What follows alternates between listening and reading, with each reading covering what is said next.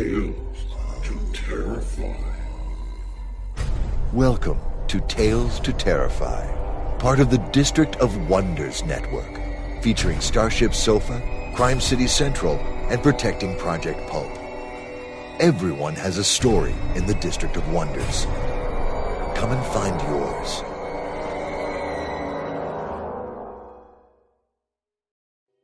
Well, good evening, children of the night. You found the Nook yet again.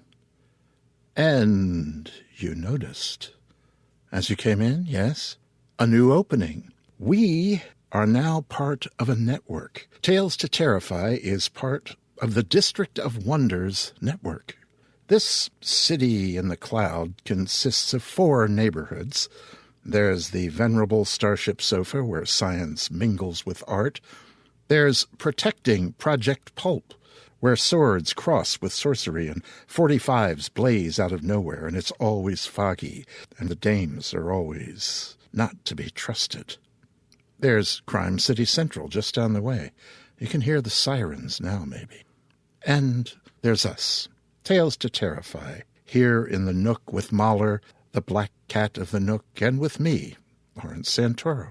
So, stop by district headquarters, pick up your citizenship papers, and have a listen. Got it? Excellent.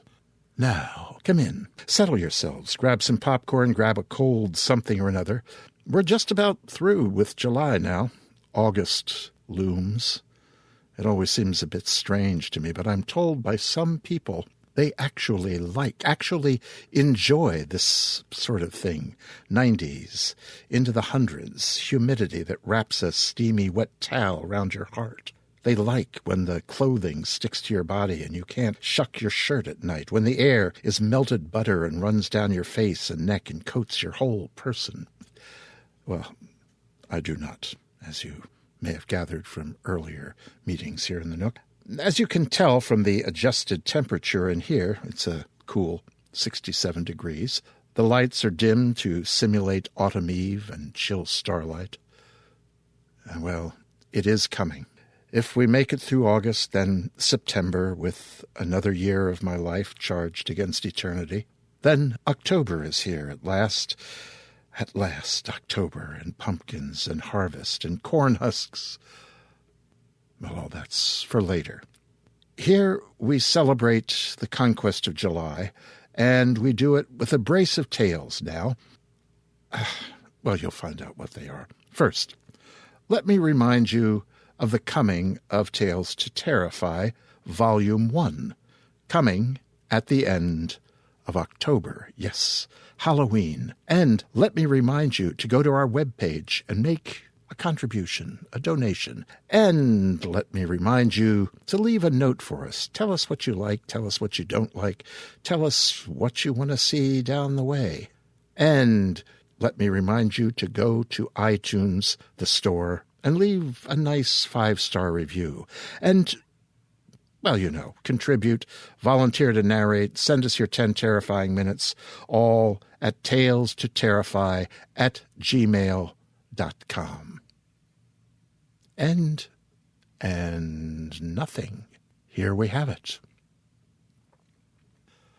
Our 2 stories tonight are from American writer Michael Penkas and Australian author Felicity Dowker.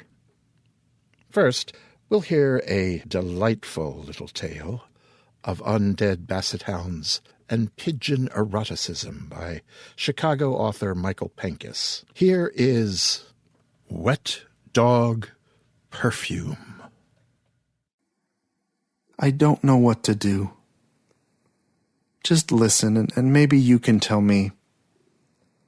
Last night, I was sitting in a dog park off the Diversity exit, just a block west of the metro station.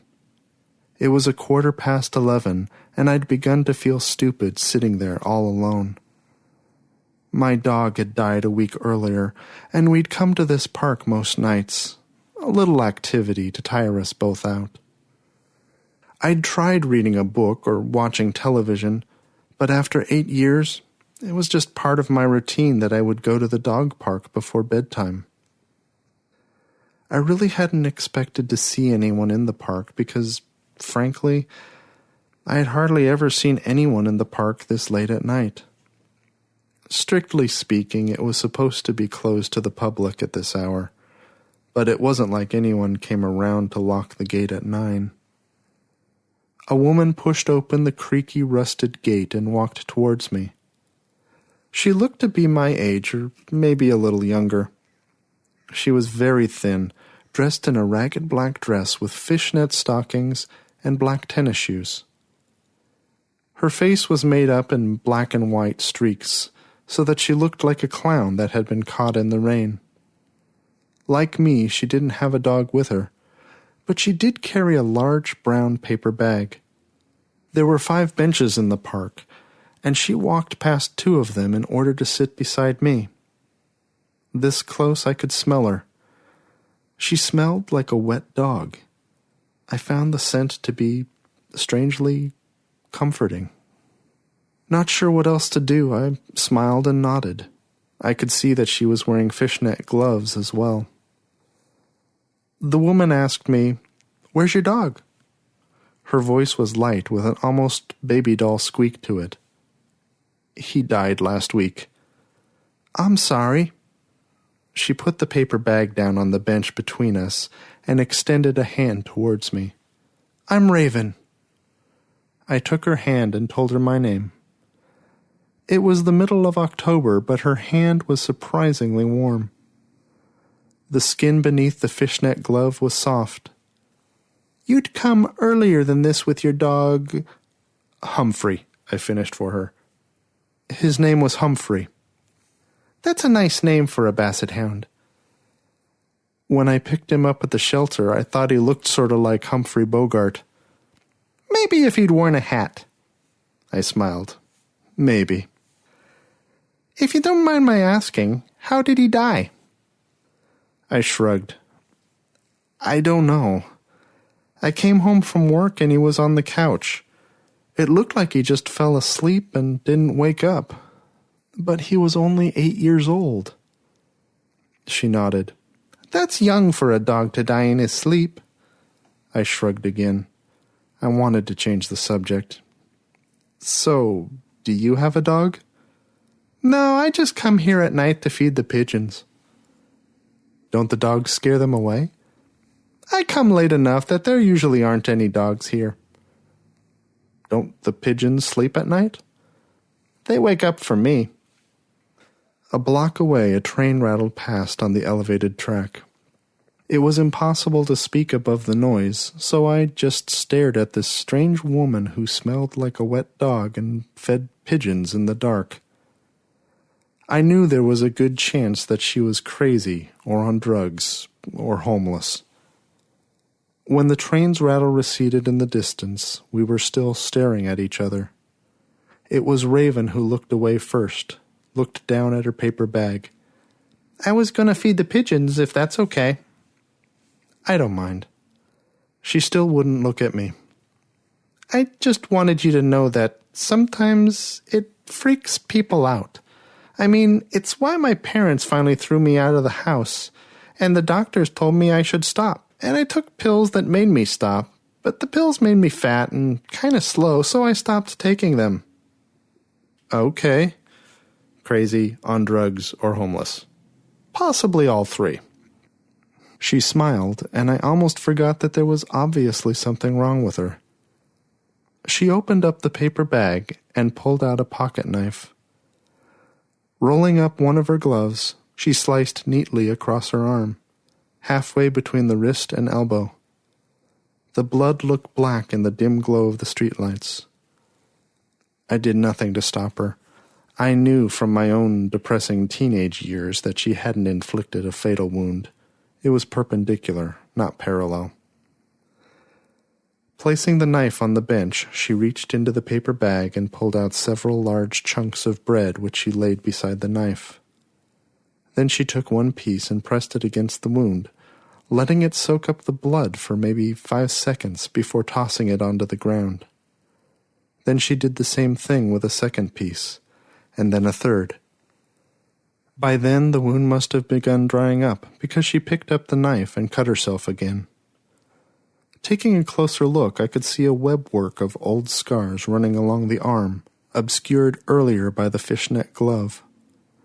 She continued this pattern for several minutes, until there were probably 20 pieces of bloody bread lying scattered before us. Then she wiped the knife clean on her ragged dress, retracted the blade, and slipped it back into the paper bag. She smiled at me, and somehow that smile seemed more beautiful than earlier. It was transcendent, blissful. She reached out and took my hand. She squeezed it hard. "Watch," she whispered, and then turned to look at the bread. I stared at her face for a few seconds after she looked away from me. Then I looked down at the dark lumps of bread on the ground and wondered what Raven was seeing. Probably something wonderful. The world she lived in was probably so much more vibrant and meaningful than mine. I'd gotten Humphrey after my third serious suicide attempt. My therapist had suggested that I get a pet. The idea had sounded ludicrous at the time, but Humphrey had helped to even out my moods. It had been nice to know that, even when my other friends didn't return my phone calls, there was at least one person who was always happy to see me. He'd only been dead for a week, and I was already looking at a crazy self-mutilator with envy. I was surprised to see a pigeon actually land on the ground, circle a piece of bloodied bread with curiosity, then peck at it. It looked to be white with gray spots, but it was impossible to say for certain in the poor lighting. When it had torn a satisfactory piece of bread away from the chunk, it tested its wings and then took to the air. A few seconds later, it was replaced by 2 more pigeons, and then another, and then another.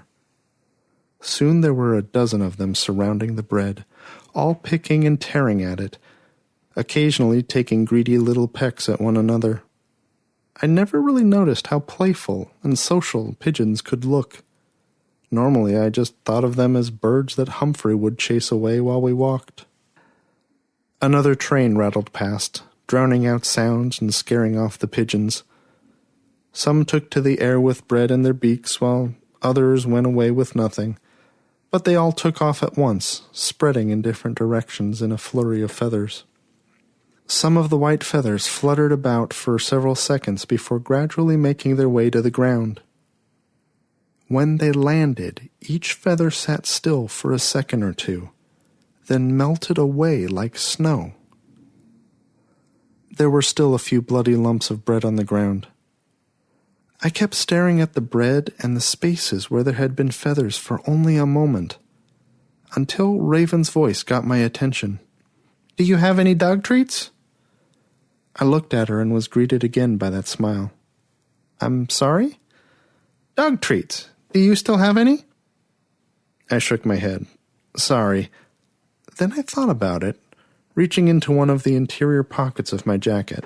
Wait. I pulled out a biscuit in the shape of a broken femur. I used to keep some there for whenever I took Humphrey out walking and hadn't thought to get rid of them. I handed the treat to Raven. She took it with one hand while reaching into her bag with the other. Before I realized what she was doing, she'd made another cut into her arm and was soaking the dog treat in the wound.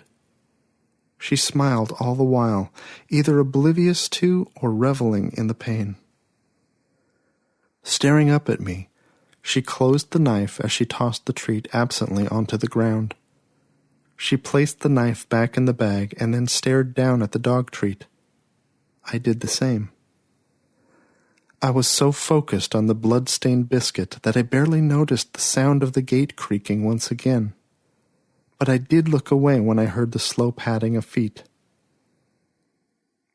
He was pale, almost black and white, just like the pigeons, just like Raven's painted face. I could barely see his eyes in the shadows that seemed to hug against him. His step was slow and lazy. He was in no hurry to greet me, knowing as always that I would wait for him.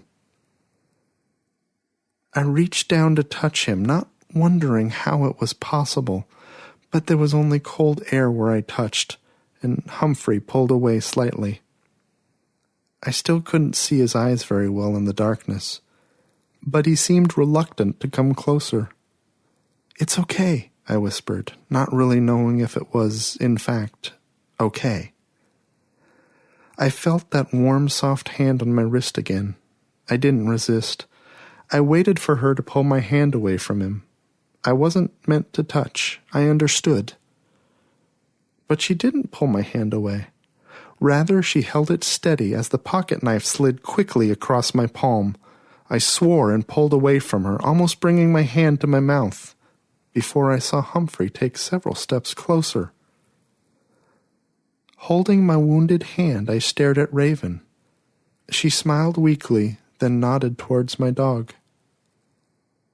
Hesitantly, I held my hand down for him. Humphrey sniffed at my bloody palm for a moment, then began to lick. His tongue was cold, and it tickled. After a few seconds, I forgot myself and reached for his head, surprised to feel something other than cold air. I rubbed between his ears, and he wagged his tail in response. His fur grew softer, and after only a few seconds, my hand fell through him. The blood on my hand had been licked away, and I just stared at my old friend. The shadows had fallen from his eyes, and he looked at me with a familiar contentment. Then another train rattled past us.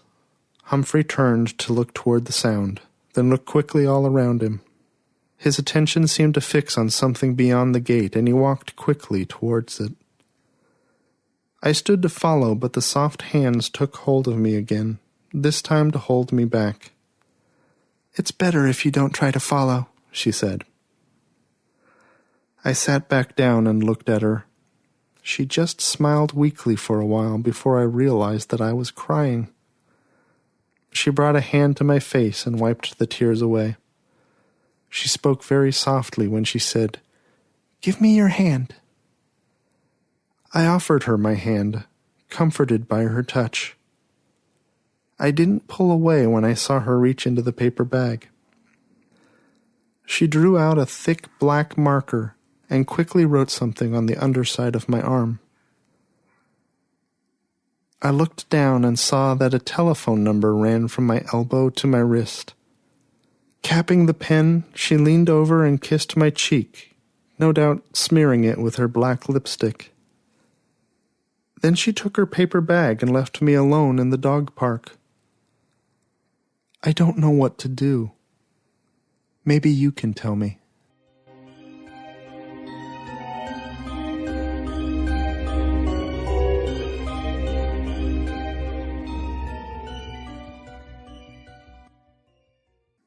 I am a former dog owner. The Nook doesn't allow dogs. Mahler, the ink-black cat of the Nook, doesn't allow dogs. But I love dogs. I got a beagle when I was a tot, and with whom I grew into a young man. I had another later in life, Fred the dog, who was a German shepherd. Yeah, I love dogs. I love the smell of wet dog. It takes me back, takes me home. Well. Mike Penkas, is an old friend from the Twilight Tales authors reading series. He is a member of a clan of writers that I'm beginning to think of as Chicago offbeats, Martin Munt, Wayne Allen Salley, maybe some others. Others we'll hear from time to time. As with most Chicagoans, Michael was born somewhere else, Grand Rapids, Michigan, to be exact. He moved to Chicago in 2004. He's worked as a software editor, librarian, and a desktop publisher. His first short story sale was Parable of the Lazy Rooster, and was published in 2007 in the anthology Tales from the Red Lion.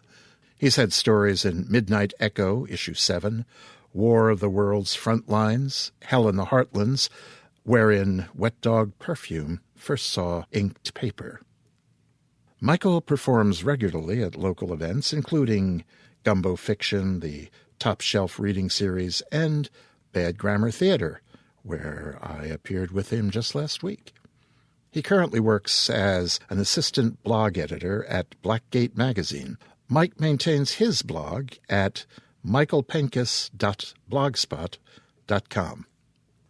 Scott Couchman, who voiced Wet Dog Perfume, is a Los Angeles-based science fiction and fantasy writer and voice actor.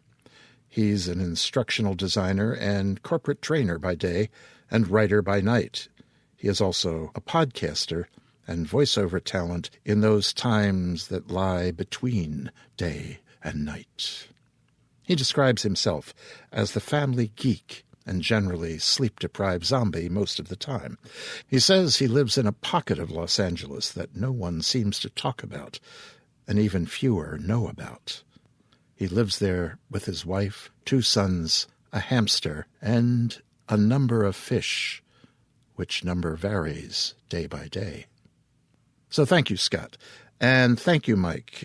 Love to have you back sometime, both of you. Next, we'll hear from Melbourne-based writer Felicity Dowker. Felicity is predominantly recognized as a horror writer, but has worked in quite a few genres. Her stories have appeared in Australian publications including Borderlands, Aurelius, Andromeda Spaceways, In-Flight magazine, and others. She is a multiple finalist or winner of awards that include the Ditmar, Kronos, Arxelius, and I'm sorry if I've mispronounced that, and Australian Shadows Awards. Around 30 of Felicity's stories have been published in Australian and international zines and anthologies. They include Year's Best Australian Fantasy and Horror Volume 1. Felicity's debut short story collection, Bread and Circuses, from which this story is taken, is due for release from Ticonderoga Publications during 2012. Felicity always says she hates blathering on about herself in bios, so we'll stop now too. And appropriately here is Bread and Circuses. Already long ago, from when we sold our vote to no man, the people have abdicated our duties. For the people who once upon a time handed out military command, high civil office, legions, everything, now restrains itself and anxiously hopes for just 2 things, bread and circuses. Satire 10, Decimus Junius Juvenalis. We live in the graveyard. It's the only place they won't go. It's not religious.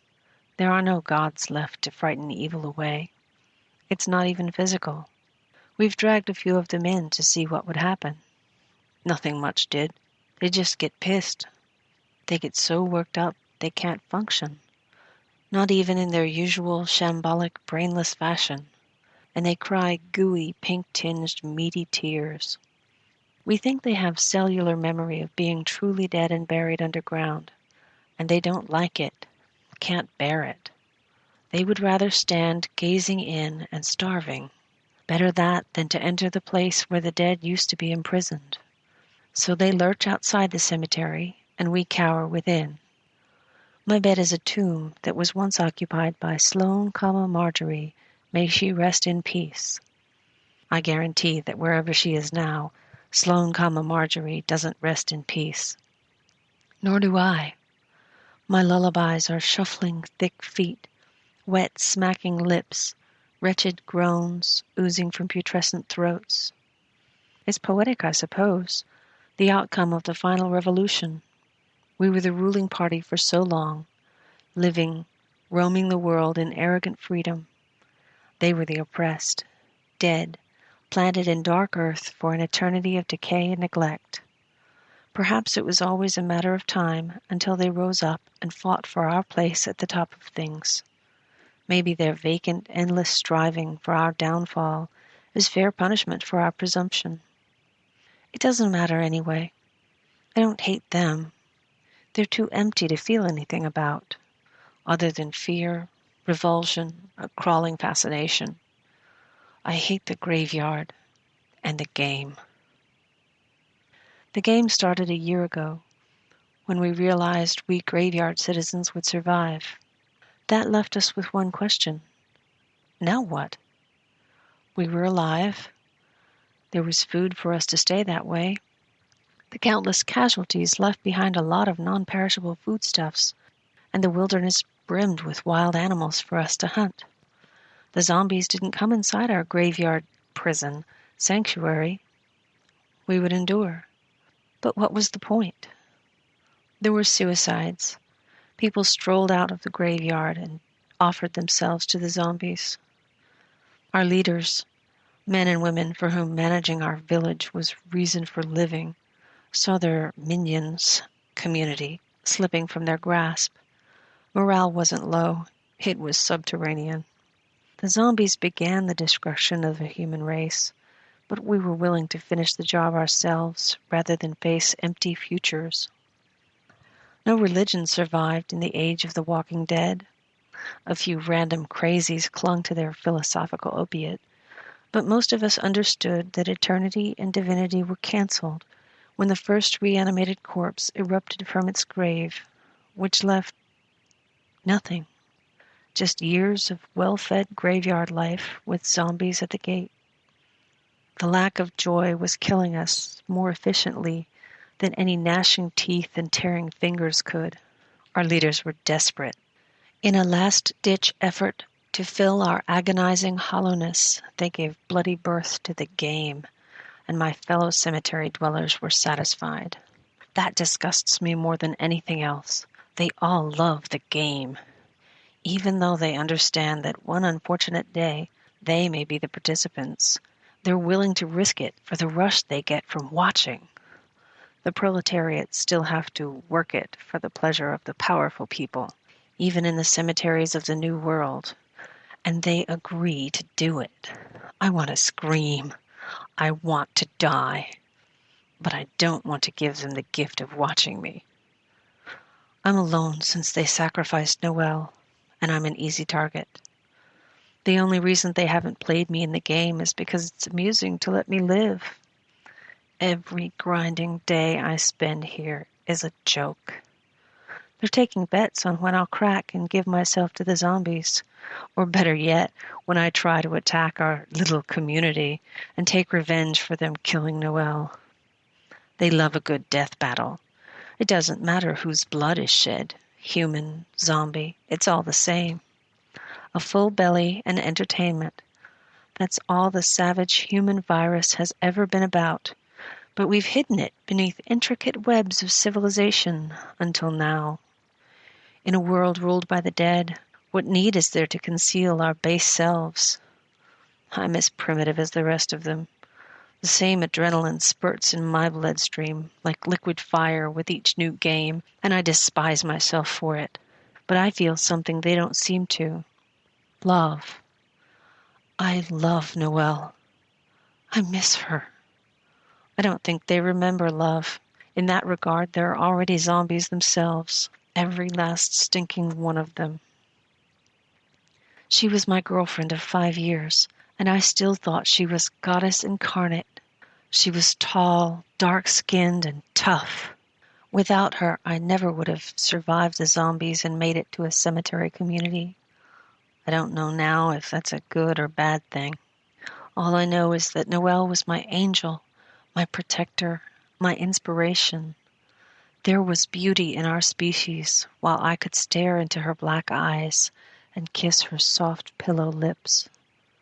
She called me Curly Sue. It wasn't original. It was trite and common, but it was all mine, and sounded so sweet tumbling from her tongue. Nobody calls me anything much now. I'm not sure they know my name anymore. Sometimes I think I've forgotten it myself. I'm empty and alone. Who cares what my name is? Noelle did. She cared that my name was Susan, enough to twist it into something that was her own and make me her own. So I try to remember that I'm Susan, Curly Sue. Not for me, for Noelle. It happened like this. There was no Monday, Tuesday, Wednesday, whatever. Just random time, a series of sunups and sundowns set to the music of milling zombies. Nobody had anywhere to be, so time became redundant. We were cut loose, set adrift in space. It was horrific. She kept me tethered to earth. We lay in the pit we dug with our bare hands, 5 feet into the soft soil of a tree-lined corner of the graveyard. It was warm in there, wrapped around each other. We rose only to eat and defecate. Noelle had been out of the graveyard on food detail. They sent her because she was so strong. She had a good chance of returning. She went without protest. She thought it was fair to do her bit. I lay trembling in the pit every time she left, convinced that she wouldn't return. She always did, and I buried my face in her thick, dark hair, sobbing tears of relief. "Relax, Curly Sue," she'd say, stroking my back like the mother, sister, lover, friend she was. "I'm a big girl. I'll always come back to you, little girl. It's fate and love and the way things are. Understand?" I believed, but I worried too. I knew she was amazing, and amazing things were given only to be taken away. So they took her. And I can't tell you what day it was because I don't know. I can't pinpoint the moment it happened because every moment is the same. That's the most profane thing about it. Someone like Noelle deserved to have her death noted in the turning cogs of time. We were making love. Her long brown legs were curled around my white ones, intertwining like writhing snakes. She gave off baked heat when we coupled. I basked in it. She was slippery with sweat. I gloried in sliding my fingers around the slick skin of her back. Her tongue danced around my lips, teasing me, and the hard blasts of breath from her nose were a delicious assault on my face. I ground myself against her, thrusting up, our bodies consumed by a hunger that rivaled the zombies who listened to our carnal sounds. Death and sex, the timeless marriage. "Two lesbos getting it on in the graveyard while the world goes to shit. Don't that speak volumes?"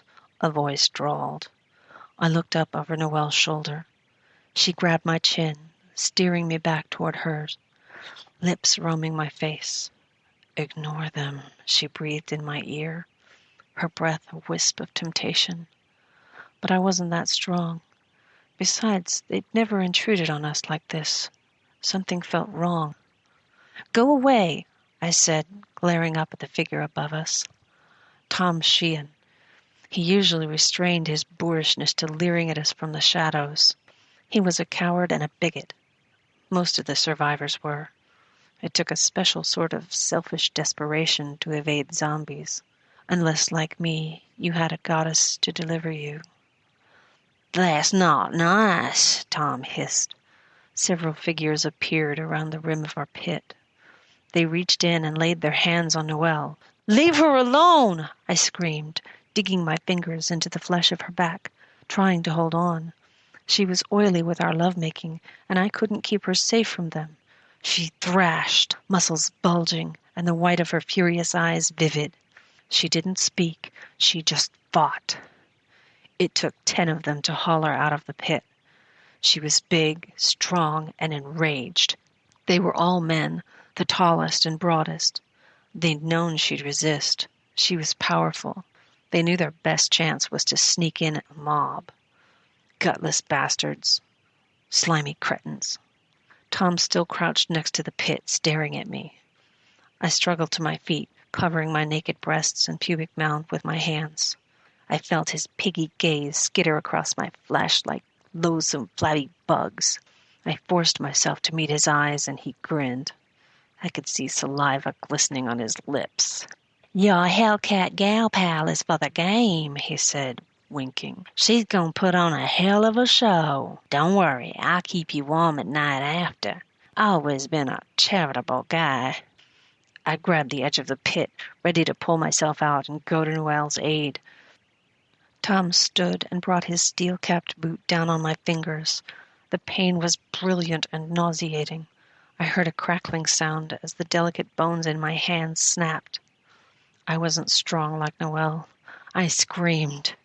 "Stay in there," he said, drawing his boot back and aiming at my face. I cradled my broken hands in front of my heaving belly and tried in vain to see Noelle above ground. All I could see was a mass of jerking backs as the men closed in around her. She still wasn't making a sound. "Please," I whispered. Tom laughed. I tried to scrabble out of the pit without using my screaming hands. I must have looked pitiful.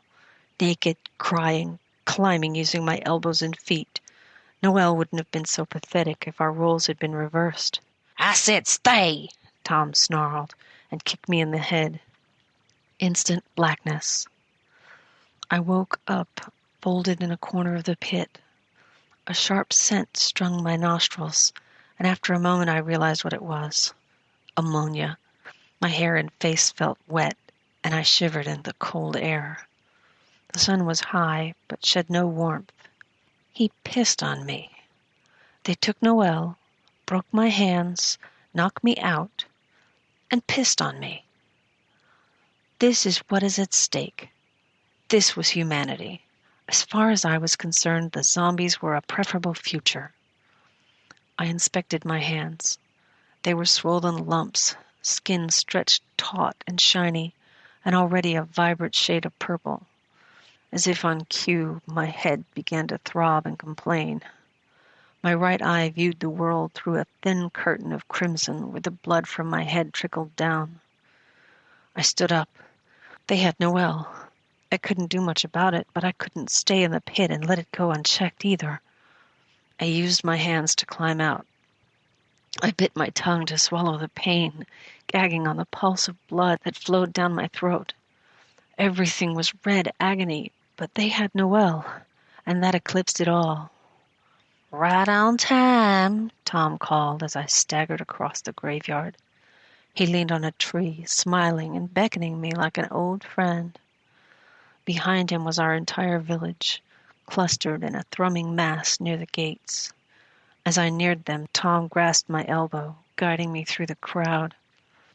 They parted for us, staring with exhilarated eyes.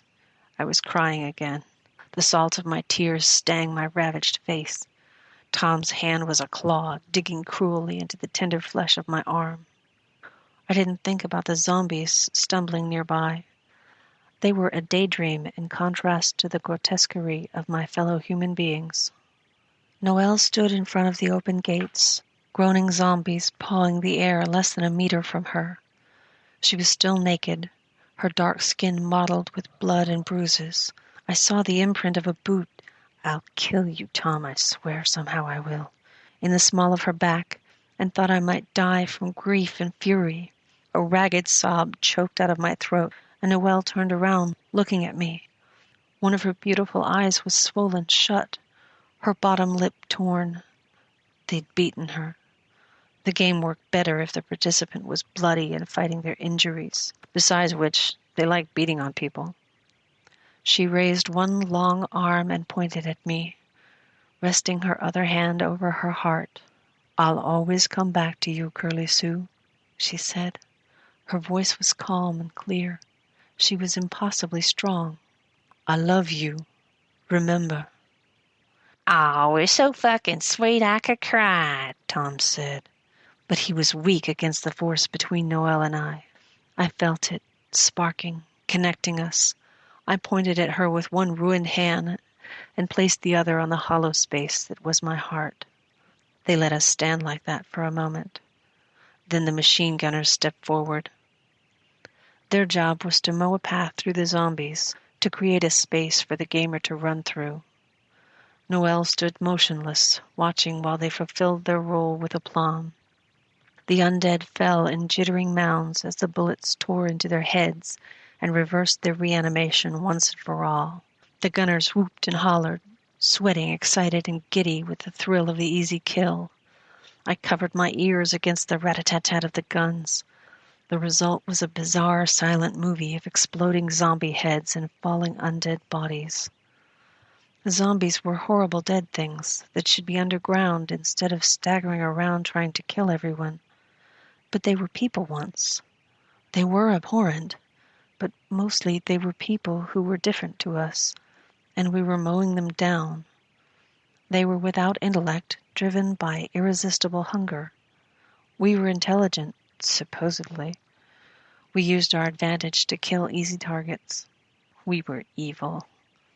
Although maybe the zombies weren't entirely unintelligent, because after a few minutes of watching their comrades being slaughtered by the gunners, they hung back. The path cleared by the bullets stayed open. It was time for Noelle to play the game. They gave her a hunting knife and machine gun. I saw her arms shaking under the weight of the gun and knew how badly they had hurt her. But she walked forward, not looking back, not even at me. If she'd refused to play, they would have gunned her down where she stood and thrown her corpse out for the zombies to devour.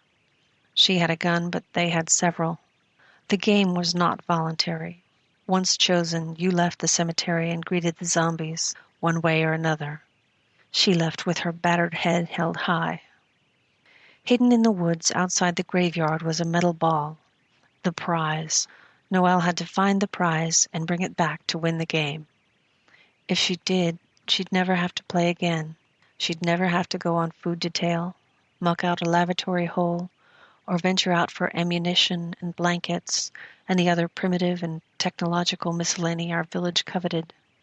She'd live in the graveyard with her community taking care of her, reveling in her heroism.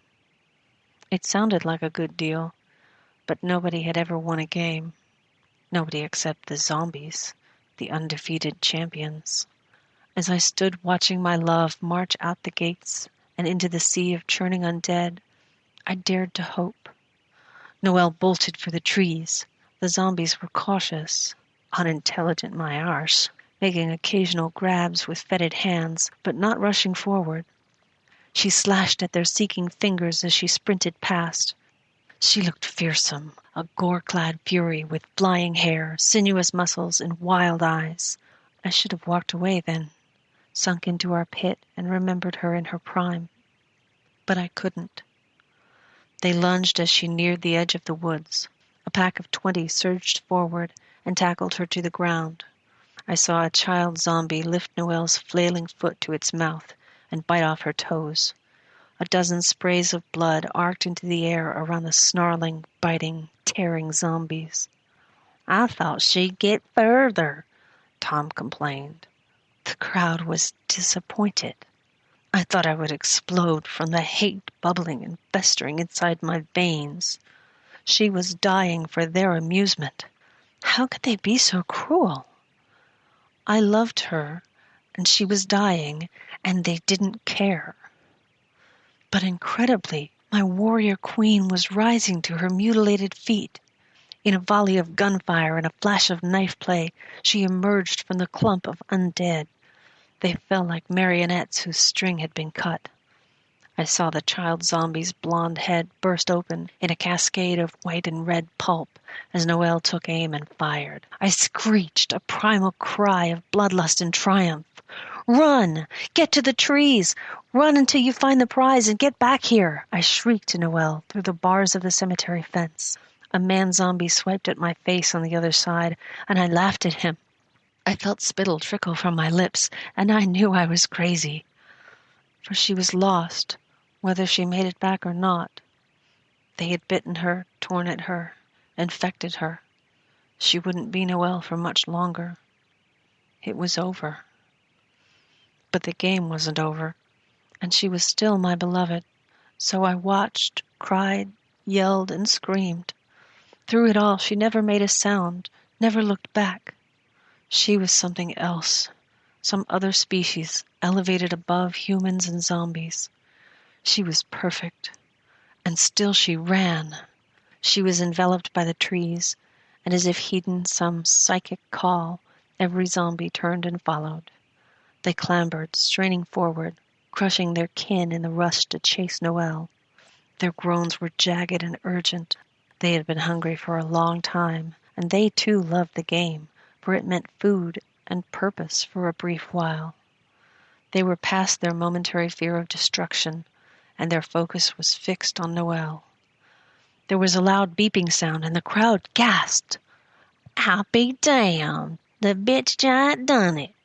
Too bad for her, it doesn't matter now," Tom spoke in my ear. I didn't care. I was euphoric, delirious. It was the prize monitor going off. She'd picked it up and flicked the sensor switch. She'd got it. Nobody had ever done that before. She was special. She was coming back. And everything would be all right. Noelle. I stood at the fence for a day and a night. Everyone gave up and wandered back to their idle business after a few hours. But I refused to accept it. She had the prize. She'd won the game. She'd said she'd always come back. She made a promise, and she was a goddess. Somehow it would be okay. A few women with something vaguely resembling decency left in their shriveled hearts picked me up and carried me to our pit. I think they wanted me out of sight. It was offensive to see me keeping a pathetic vigil at the fence. They didn't want the reminder of their guilt. The zombies didn't emerge from the woods for several days. Noelle must have been a delight of epic proportions for them. They were even more slow-moving and vacant-eyed than usual after their orgy of ghoulishness. Peeping over the edge of my pit, I could see her blood smeared on them. One held a severed hand, dark-skinned and long-fingered, nibbling on the weeping wrist stump like a juicy canapé. I couldn't stay in the pit. She should have been there with me. It was our place. Instead, she was splattered across the replete undead. Nothing was right out there, and nothing was right in here.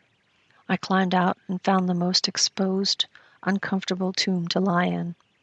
Thank you, Sloane, Marjorie. It was penance, the least I deserved for doing nothing while they took Noelle. There was nothing I could have done, but she would have fought for me. I was barren, null, and void.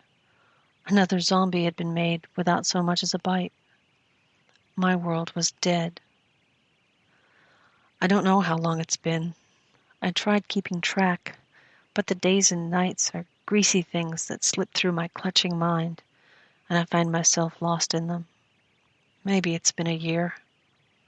When I woke up curled in the fetal position in my dead bed, I knew today was game day, and they were going to play me at last. I dreamed it, and in the new dead world, dreams didn't lie. Tom sat on the edge of Sloane, Marjorie's slab, staring at me. Was it pain I saw in his moist eyes? He was disgusting, but perhaps even he felt emotion in this weird place. He'd made several advances since Noelle had gone. I'd rejected them. Now they'd sent him to collect me, and he was less than ecstatic about it. I hated him all the same. If I thought I'd stood a chance of success, I would have tried to pluck the eyes from his murdering skull with my deformed hands that had never healed right. Hands that he had ruined. "Wake up, sleepyhead," he said, voice hard.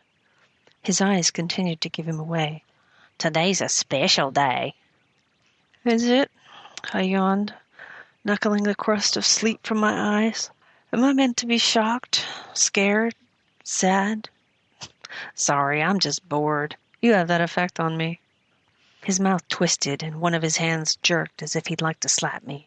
"You're a stupid bitch. You know that? I could have looked after you. They would have left you alone if you was with me. I tried, but you won't be safe, will you? Still hung up on that Amazon woman of yours. Well, fine. Take what's coming to you then. Get up." "Oh, they'd leave me alone if I was with you?" My laughter was a bitter bark in the chill morning air. "You're safe from the games? I think you'll find out one day just what utter bullshit that is, Tom. We're all meat for the beast. Nobody here cares about anyone. Nobody is safe. Nobody is special. Nothing matters. Not even you. Especially not you." He did slap me then, a solid blow that sent my head reeling and thickening my brain. It hurt, but I laughed again. I knew that would bother him.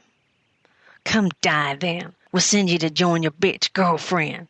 Isn't that what you want, Curly Sue?" He knew how to stop my laughter. He reached to pull me up, but I waved his hand away. I was determined to go with pride and strength like Noelle had. I was so terrified that I thought I might lose control of my bladder, but I wouldn't let them see. I wouldn't do anything to intensify their enjoyment. They stood at the gates, waiting. I was clothed and Noelle had been naked, but I couldn't muster the quiet dignity she'd emanated. My lower lip was trembling, and my breath was shallow and rapid. I could feel sweat rolling in beads down my brow despite the morning cold. The gunners stood tensed and ready. Nobody moved toward me. Nobody beat me. It wasn't necessary. I'd been bleeding and broken ever since Noelle died. I felt hard metal in my hand and realized Tom was pressing a knife into it. I took it, and he placed a machine gun in my other. It was ridiculous. I had no idea how a gun worked and couldn't operate it whilst wielding a knife with my other hand, not with my mangled paws.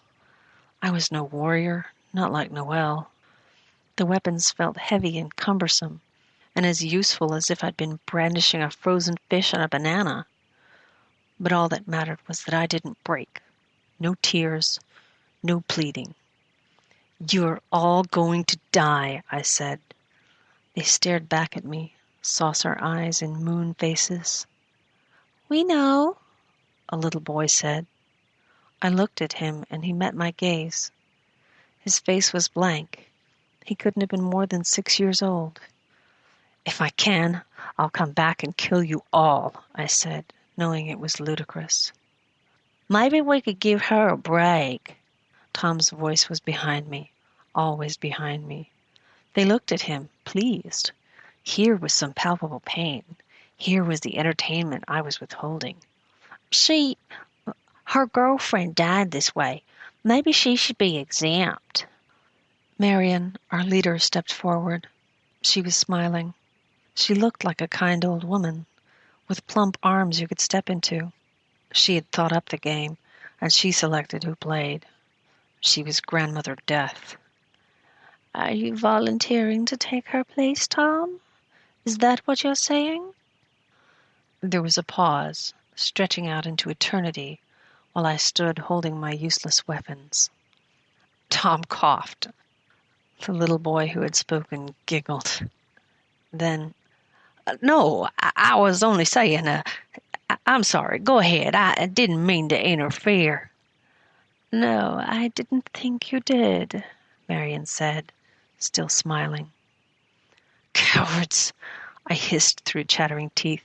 "You're all cowards." "Show us bravery then, Susan," Marion said. She waved one of her small hands at the gates and the zombies loitering beyond. "Serve your community. Show us heroism and exhilaration. Entertain us. Feed them. There are no better causes.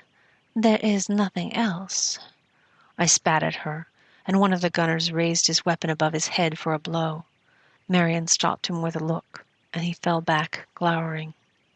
She wiped my spittle from her chest and fixed her pale blue eyes on me. I looked away first. What good was a battle of wills to me with this death queen now? Marion nodded at the gunners, and they set about their noisy, bloody work. Standing here so close to them, the sound was deafening. I could hear the cries of the undead with unbearable clarity from my vantage point next to the gates. I'd never noticed how animalistic they sounded when wounded. Their cacophony was violent and terrible. I forced myself not to block my ears. This was my death, too, and I wanted to be present for it. Every gun blast, every thwack as bullets tore into zombie flesh, every scream and whimper from the dying undead, I took it in and made it my own. The legion of walking corpses outside the cemetery fell back. A clear path opened amongst them, snaking toward the woods. The grass was green and fragrant out there, and I remembered that the world wasn't dead, only the part of it that was human. Everything else was fecund and free. I had no more time to reflect, because I was nudged forward. I dropped my gun. It was no good to me and would weigh me down. The knife I kept, though I had little chance of using it productively. "What the fuck are you doing?" Tom's voice was buzzing insect in my ear. "You don't stand a chance without the gun. Are you crazy?" I ignored him. He was as dead as I was. I crouched, allowing energy to coil in my haunches, building, climax, and release as I sprang into a full-blown sprint. I was out of the graveyard for the first time in years. My feelings were not fear, but giddiness. I'd escaped. Here was life. Then I felt the first cold, moist hands paw at my torso, and my skin leapt in disgust. I waved the knife wildly around me as I ran, feeling it connect more than a few times, shuddering at the wetness that soon coated my slashing hand. I kept my eyes fixed on the narrowing strip of grass in front of me and the woods beyond. I didn't want to see the zombies. Confronting them so closely would bring an abrupt end to my running. My legs would seize with horror. So long as I refused to acknowledge their proximity with my eyes, I could keep going. I heard the villagers cheering me on. They sounded crazed, overjoyed, stunned. I didn't run for them. I was looking for my prize, and it was in the woods. It wasn't that stupid metal ball. I was small and fast, even after years pent up in the graveyard. I could see trees that marked the edge of the woods meters away. I stretched out my hand, straining for them. A zombie's hand clamped on my wrist like a stone manacle, and I was wrenched by the force of the grab and my forward momentum. I slammed into the creature, my face smacking its own. I gasped a lungful of air, felt bile rise in my throat as the thing's death stench flooded into me. Its mouth snapped at mine, trying to take in flesh. One of its eyes dangled on the stem, bouncing and brushing my skin as the other stared in frenzied malice. It had no nose, just ragged flap of skin where it had been. Worms writhed in its patchy black hair, and lice burrowed in its ears. Its flesh was green-gray and damp, coated with mold. I didn't know if it was male or female. It was just a zombie. It moaned, a flaccid sound flopping from its rotten throat. Get your hands off me, I said, bringing the knife up with my free hand, pressing it to the thing's soft neck. I'm sorry, but I have to get in the woods. Let me go. It mewled, still trying to bite my face, the hand that wasn't gripping my wrist, gouging at my chest, hard enough to lift the skin in bloody, burning furrows. I could sense its comrades closing in. I had seconds before they were on top of me. I'm sorry, I said again, plunging the knife into its throat. It gave easily, the flesh collapsing like moist souffle. In 2 stabs, the head dangled by a thin string of mildewed skin. One more rip, and the head toppled off. The zombie's hand came undone around my wrist, and its body slumped to the ground. A score of hands caressed me, trying to grab, tear, devour. I shrugged them off and threw myself forward into the cool darkness of the woods. My legs spasmed and gave way. I tumbled to my knees, falling into the aromatic grass and dead leaf mulch on the forest floor. My head spun and my body trembled. I couldn't think straight. I retched until a flood of hot filth poured out of my mouth and painted the undergrowth around me. My traumatized body had betrayed me. I couldn't even crawl. I flopped onto my back and stared up at the leafy canopy above me, whimpering. I waited to feel the first defiling hands on my body, sobbed as I anticipated the first snaggle of teeth penetrating my skin. My knife lay next to me, useless, accusatory. I waited a long time and eventually realized the zombies hadn't followed me. But something was coming for me, shuffling across the ground in lopsided steps. It approached behind my head. I rolled my eyes back as far as they would go, ignoring the watery sting, but saw only a blur. "Come and get me then," I croaked, throat tight and dry. "I'm an easy meal. Dinner's served. I can't move, and I don't care. Not anymore." "Shoo," the thing crooned. Something in the deepest part of my brain exploded. My prize! My visitor reached my side, edged forward, stood over me. I could see it, her, in glorious perspective, a living dead goddess looming above me in terrible beauty. "Noelle?" The word left my mouth before my brain registered it. I couldn't breathe, couldn't think. I was pure emotion, trapped in my fleshy shell. She was still divine. Her dark eyes were intact, boggling at me from the mess that was her face. Half the skin on her head had torn and dangled in a large sheet from her chin. But it was her skin, that glossy mahogany casing that enclosed everything that was Noelle. It was mottled and savage and paler, but still hers. Her large teeth grinned at me like rickety fence palings. One of her voluminous lips dangled with the skin beneath her chin. Her matted hair was flecked with gore. One of her arms was gone from the elbow down, leaving a stringy stump of gristle and bone. All her toes and parts of her feet were gone. The downy pad between her legs was a mishmash of blood and maggots. All over her I saw teeth marks, gaping wounds, dangling flesh. A loop of sausage-like intestines protruded from her open belly, wound around her waist like a belt. She was carnage, pestilence, and decay, but she was still something else, something above humans, zombies, and the whole damn mess. She was dead, she was hungry, and she was different. But she was Noelle. My love for her was alive, no matter what. Her throat bulged, and she hacked a few times, like a macabre cat trying to dislodge a fur ball. "It's okay," I said, reaching up to her with shaking hands. "Don't hurt yourself. You don't need to." Back. Oh. She clawed at her neck, frowning, frustrated. Always. Back. Oh. A thought occurred to me, and it gave me the strength to sit up.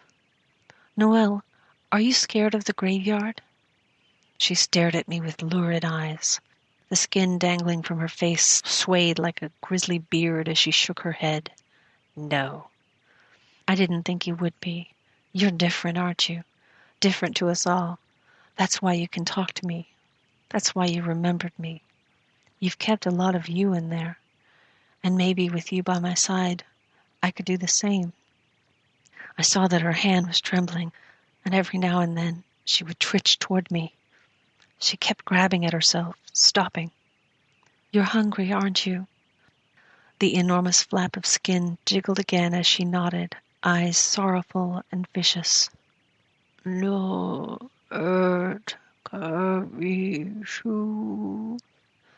It's okay, my darling. I want you to. It will only hurt for a while, and then I'll be with you forever. And we'll have food and vengeance. We'll go to the graveyard. We'll sneak up on them. We'll give them the best damn game they've ever had. And for you and me, the food, the game, and the love will last for eternity. Remember, it's fate and love and the way things are." She had fallen to her knees, and her fingers were fumbling at the blood on my hands and arms. She brought her hand to her mouth and sucked, eyes rolling in her head. I knew she couldn't control herself much longer. "You're the first, Noelle," I said, as she bent her face down to mine. "You're the start of something new. I'm lucky enough to come along with you for the ride, but it's always been you that counted. And you're better than all of them. No matter what happens, you're better. We'll be better." We kissed, my lips sliding down inside the gaping, corrosive wound that was her mouth. Her tongue was furry and soft, and her breath was cold. I felt her hand at my neck, tentative at first, then squeezing, gouging. Her fingers burrowed, laying my throat open under their insistence. She was moaning and panting, like so many times before at the height of passion. It was going to hurt a lot, but I thought she'd make it quick. "Love you," she gurgled against my cheek as her teeth met my skin for the first time. The pain was sharp and brilliant, searing my senses. My face was raw and my nerve endings were aflame. It was so much worse than I had expected. And it was only a little bite, just the beginning. love you, too, I gasped, digging my nails into my palms, fighting the urge to scream, to run, to fall apart. Noelle was chewing on a piece of my face, making small sounds of ecstasy in the back of her dead throat. Her hand was around my neck so tight, I couldn't breathe. I couldn't think. The world was receding into brilliant pinpricks of light, in dancing blackness, and in the center of it was Noelle. I still had love and hate, and I took them both down into oblivion. Remember the graveyard, I screamed inside my fading brain, desperate to cling to purpose. Remember Noelle and be with her. And kill them all. Humans, zombies, just kill them. I found meaning and purpose and vitality at last, as Noelle tore my chest open and grappled my rib cage to get to my heart, which was always hers.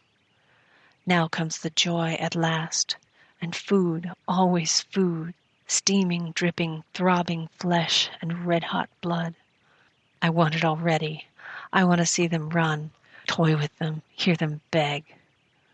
Bread and circuses, even unto infinity, it's all there is, even for me, even for you.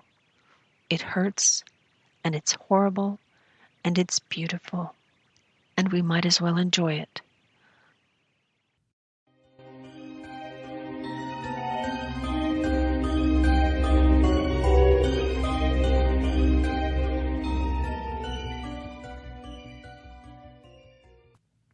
This story, Bread and Circuses, was a finalist for the 2010 Ditmar Award for Short Fiction, as well as the 2010 Australian Shadows Award for Short Fiction, and was the recipient of positive reviews after appearing in the Scary Kisses anthology, and was described in Scoop magazine as one of the highlights of that collection. Along with Alan Baxter and Andrew McKiernan, Felicity is a founder and contributing editor at 13 O'Clock. The narrator for Bread and Circuses is Cher Eves. Cher is the assistant editor over at the new Crime City Central podcast, and if you want to drop her a note, it's crimecitycentral@gmail.com. In real life, Cher is a lawyer, a former prosecutor and capital defense attorney. She retired from criminal defense after 15 years and now practices workers' compensation law in her husband's home state, Kentucky. On April 2nd, 2012, Cher was sworn in to practice before the United States Supreme Court. So don't mess with Cher. And that is it for this week. Zombie dogs, zombie games, and zombie... Well, what more could anyone want on this hot, near August night? Next week? Next week, we'll have something I have promised myself I'd do for a long time. Next week, we'll have a classic tale of creeping terror, a sea tale in which our hero comes more or less face to face with... well, you'll just have to stop by, won't you? Yes. Now, scoot. Be off.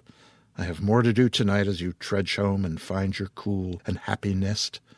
Mahler and I will still be hard at work here in the nook, getting ready as you're sound asleep.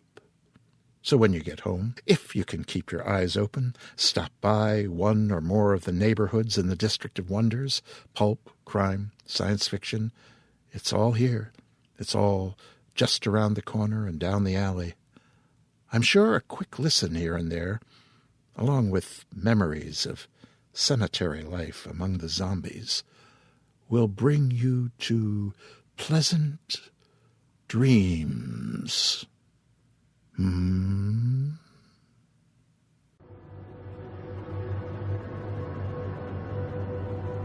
This presentation has been brought to you by the District of Wonders Network, dedicated to podcasting the finest genre fiction. You can learn more about the District of Wonders and their many literary productions at their website, www.districtofwonders.com. Thank you for listening.